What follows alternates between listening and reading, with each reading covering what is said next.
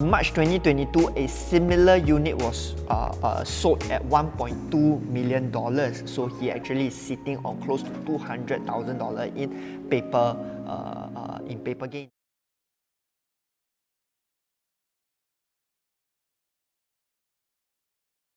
Actual case study that we executed for our own client. He bought a 807 square feet unit at Watertown. I'm going to share with you the floor plan in the next slide. But in this one, I wanted to show, bought in January 2021. In March 2022, a similar unit was sold at $1.2 million. So he actually is sitting on close to $200,000 in paper gains, okay? And we expect the rental gains, the rental income over the 3 years that we hold, because we have rented it out without vacancy from day one. Expect to collect about $120,000. He's invested about $305,000. So we are looking more or less conservative, because I'm taking the price as of today. He has another 2 more years, another 1.5 more years to run on his SSD.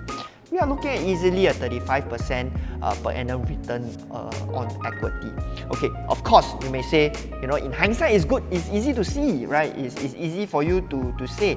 But maybe what is a more worthwhile discussion to have, is to share with you guys what we sort of learned, what went behind the evaluation of this particular purchase, and how, after learning from all this, we can adopt this for future purchases and future analysis. Okay, so it was, in hindsight, it looks excellent, great investment. But what I want to share with you is, if you look at the floor plan over here, what is the number one objection people will always give, right? Number one is that it is basically a 1-bedroom, because this bedroom 1 is a loft and it's not closed off. Okay, of course you can then close it off and form a 2-bedroom unit. But the big objection people have over here is open concept kitchen. Okay, it's an open concept kitchen. Secondly, only 807 square feet in Punggol. Who's going to buy from you in the future? But how we decided to take a look at is considering its quantum. At that point in time, at $1 million, had we go to look at the other new launches in the area, for example, other some form of investments, we would have been only able to buy something significantly smaller, maybe a 2-bed, 1-bath. For example, maybe cannot even buy a 2-bed, 1-bath anymore, because by that time I think prices have gone to 1.1 to 1.2 million. So then we chanced upon this particular property. It was selling at lower than what the owners bought at, our unicorn property. But then when we say, cheaper than what the guy bought at, but is it so straightforward? It's open concept kitchen. Is there the question we were having with our clients, if the guy, after holding so many years, still have to sell for loss, do you think it was going to work out for us or not?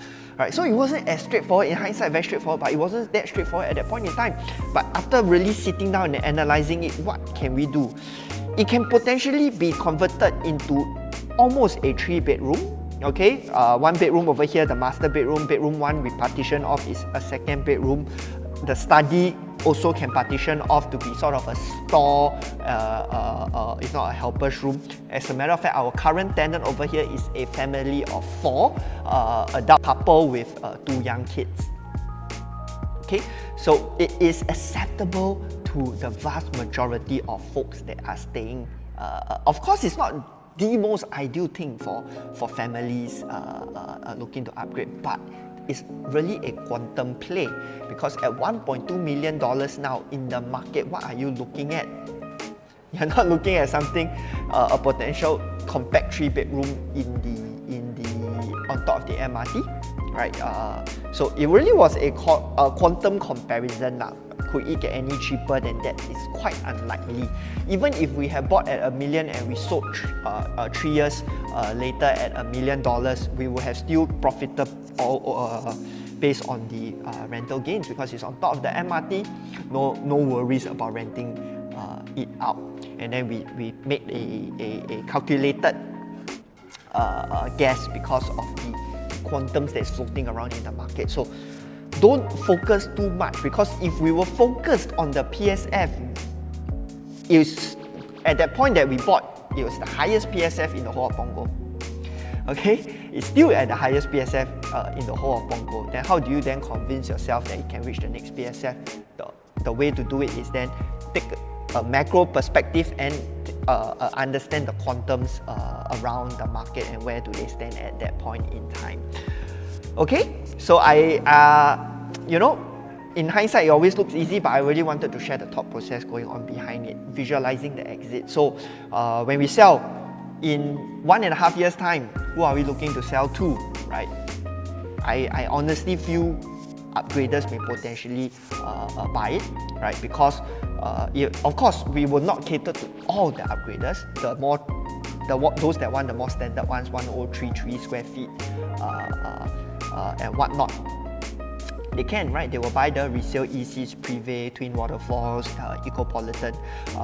But this will cater to those who want good location, right? Integrated development. And if you just look at the numbers, some people do write off Watertown because they feel it's very, very busy. But if you take the lift up, you will notice the place is very, very different. One good thing we have going for Watertown is its size, the size of the development. Like the size of the bedroom is also very, very nice. You can put in king size bed, 2 side tables, and a study table inside the bedrooms one. So designed by, I believe it's Frasers, which is why they have really, really good layouts as well. So exit is quite strong, and we can visualize the exit together. So you need to be able to visualize your exit before you buy into the property, and thankfully the paper profits have materialized faster than we sort of expected. But even if it doesn't, right, the rental profits would have been decent, and then we will exit in the long term, because in Punggol MRT, across that big patch beside Punggol MRT, that is classified for a future integrated development. So when we plan out for our clients, it's like, okay, in 3 years if you can make, great, right? Worst case, at least we still have the rental to cover. If not, we'll just hold it until the next integrated development comes up, the overall price point in that whole area comes up, and then we will decide from there. Okay?